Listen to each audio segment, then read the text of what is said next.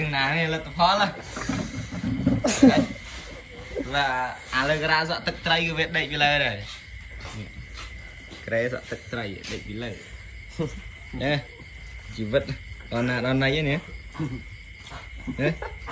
nghe bị mơ à cụ dọa tray nha khó mơ khơi với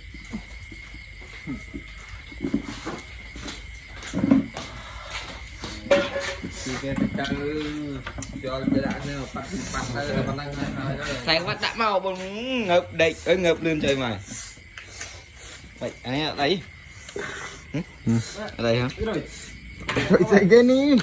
trời anh cầm cho lo đây không mấy đó từ trời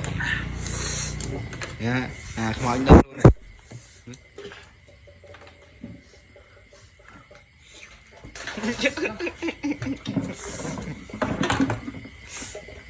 mày chơi lúc rồi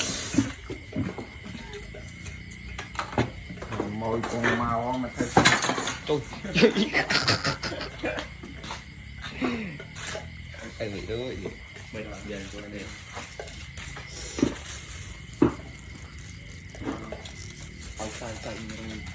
sai nhưng sao mình mà sai mình mà